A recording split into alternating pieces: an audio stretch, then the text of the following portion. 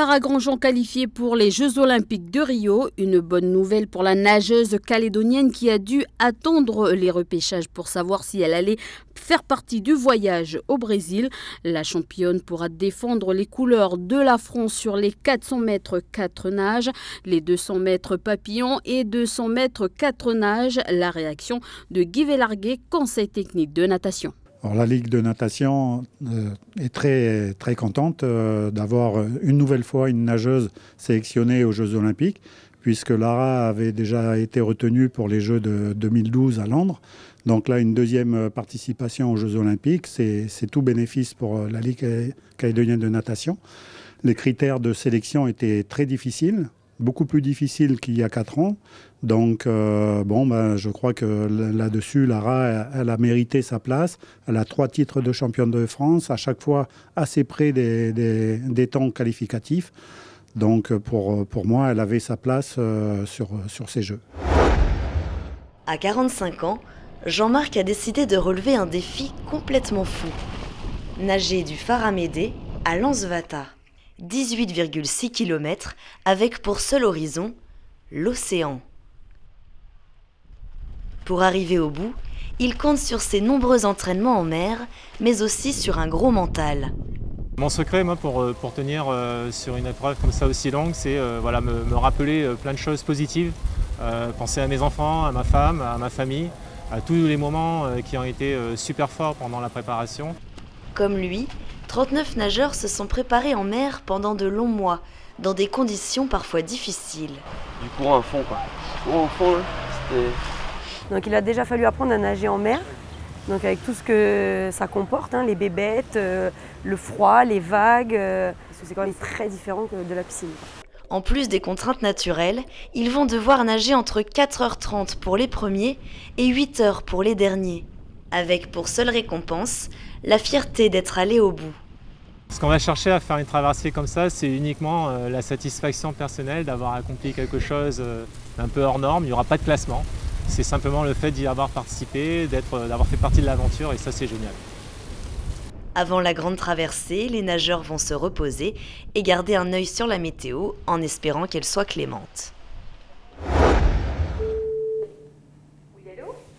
Cela fait 10 ans que Jean-Jacques est diabétique, mais depuis 4 ans, sa maladie s'est aggravée et il a dû changer de poste. Auparavant chauffeur polyvalent, il est désormais archiviste. C'est suite à des inflammations répétées au niveau de ses pieds que Jean-Jacques, par précaution, a demandé ce changement de poste. Avec ma maladie, moi au début, je n'ai pas pris au sérieux, je pensais que c'était une maladie qui allait... Puis après, elle va partir, mais finalement, on m'a bien fait comprendre que non. Jean-Jacques nous le confie, changer de poste a été difficile pour lui. Alors c'est à la maison qu'il retrouve le terrain. Et la journée, maintenant, c'est l'autre partie de la journée. En plus de sa vie professionnelle qui a basculé, Jean-Jacques, friand de sucreries, doit aujourd'hui ralentir. En Nouvelle-Calédonie, entre 15 et 20 000 personnes seraient diabétiques, soit un adulte sur 10. Près d'un tiers de ces malades seraient dans l'ignorance de la maladie. 800 nouveaux diabétiques sont pris en charge chaque année sur les 12 000 déjà existants, soit 2 nouveaux patients par jour. Alimentation trop riche, manque d'activité physique, obésité ou encore hérédité, les causes du diabète sont multiples. Fait nouveau et inquiétant, les enfants. 42% des enfants de moins de 12 ans sont en surpoids ou obèses, des potentiels futurs diabétiques. Chaque année, le diabète coûte environ 5,5 milliards de francs à la Nouvelle-Calédonie. Après la commune de Touo, c'est Bourail et le domaine de Deva qui accueillent ce samedi 9 avril la Journée internationale du sport et de l'activité physique. Le gouvernement de la Nouvelle-Calédonie reconduit donc cette journée initiée par l'ONU et met l'accent sur l'environnement mais aussi la santé. L'objectif de cette journée, c'est faire la promotion du sport, mais surtout aussi de l'activité physique en faveur de la santé et du bien-être des populations. Cet événement est donc une nouvelle opportunité pour rappeler que la pratique d'exercice physique régulière peut prévenir de certaines maladies qui sévissent au pays. Rappelons que 25 000 Calédoniens sont atteints par le diabète et l'hypertension. Ce sont des maladies qui sont liées à de mauvais comportements alimentaires et surtout également à l'inactivité physique. Si on voit aujourd'hui 24% de notre population calédonienne est touchée par ces maladies non transmissibles. C'est pour ça que c'est important de sensibiliser la population sur l'activité physique qui est aussi un moyen de lutter, de se préserver contre toutes ces maladies. Lors de cette journée sport-santé, les Calédoniens de tout âge pourront découvrir la faune et la flore de Deva en suivant le sentier des géants. Ils pourront aussi s'informer et participer aux différents ateliers proposés dans les stands des organismes environnementaux et sanitaires qui seront présents sur le site. À Koné, comme chaque mercredi, 2 équipes de volley s'entraînent sur le même terrain, l'AS Netchaot et l'ASPN, l'amicale sportive de la province Nord. Ayant qu'une salle disponible et des créneaux horaires restreints, une cohabitation s'impose. On peut avoir des ballons qui circulent un peu dans tous les sens. Ça peut poser des risques pour les joueurs. Dans certains cas, cette situation un peu inhabituelle pourrait être un frein pour mettre en place des stratégies de jeu pour les matchs à venir. Or, ce n'est pas le cas ici, où une bonne relation existe entre ces 2 équipes. On estime qu'il n'y a pas forcément d'impact. Le but du jeu, c'est de faire évoluer l'équipe et pas venir faire l'espion. De plus, ces clubs sont liés. Certains joueurs ont de la famille dans l'équipe adverse. Les bases du volley n'étant pas acquis pour l'AS Netchaot, leur niveau reste pour l'instant un peu faible.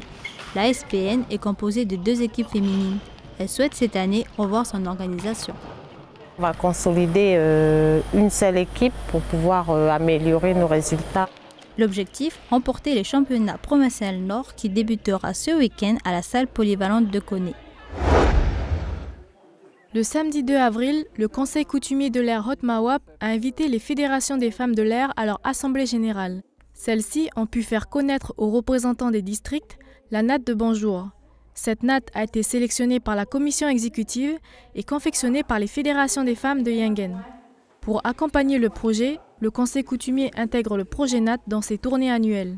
Lors de notre tournée dans les districts, on va présenter la NAT standard de Haute-Mawap qui sera utilisée pour le protocole d'accueil. Tout ce travail faisant suite à l'annonce que l'air Haute-Mawap avait fait l'an dernier à Aramal, où nous avions demandé, nous avions exhorté plutôt les districts à laisser de côté petit à petit en tout cas les tissus et d'utiliser de plus en plus des éléments de coutume de l'artisanat traditionnel.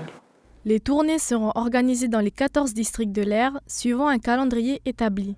Celle-ci commence à partir du 9 avril dans le district de TNL-et-Moi, à Poum et à Arama.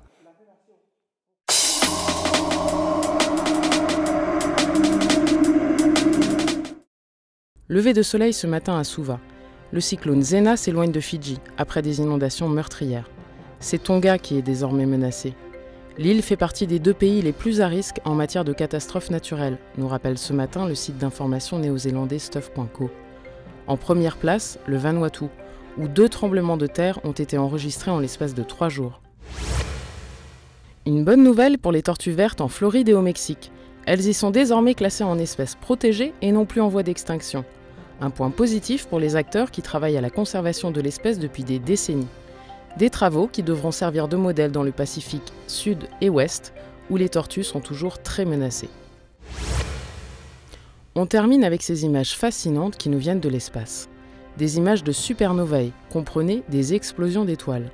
Un phénomène qui expliquerait la découverte récente de matériaux étranges et radioactifs dans la croûte océanique. Il pourrait s'agir des débris d'une de ces explosions tombés en pluie sur notre planète. C'est en tout cas l'hypothèse relayée dans la revue scientifique internationale Nature.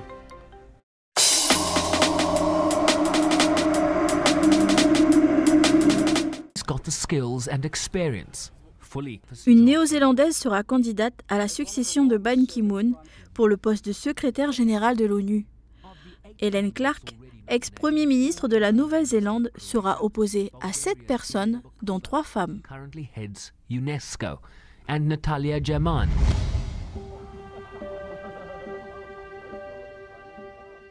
Toujours en Nouvelle-Zélande, elle ne postule pas pour un emploi, mais elle côtoie réellement les sommets.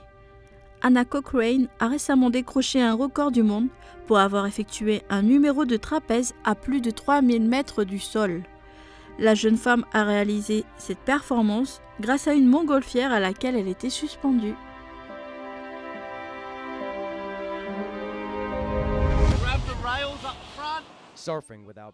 En Australie, découvrons cette belle initiative.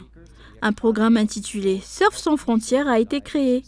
Il a pour but d'aider les immigrants à trouver du réconfort en faisant du surf. Certains immigrants doivent faire face à des crises d'angoisse liées à l'installation dans un nouveau pays et les souvenirs de leur voyage terrifiant sur des embarcations de fortune.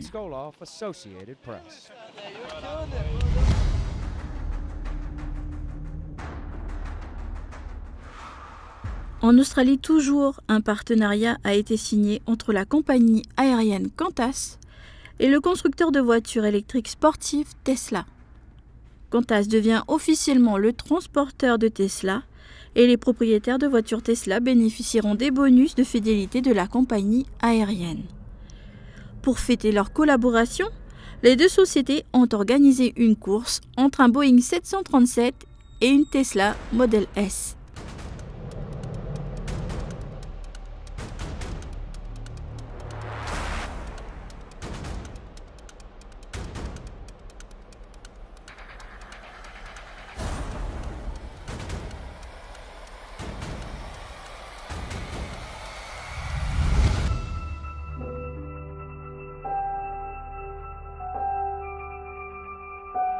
On se quitte sur ces images marines prises par des robots au large d'Hawaï. Des chercheurs américains ont observé beaucoup d'animaux étranges pendant 3 semaines.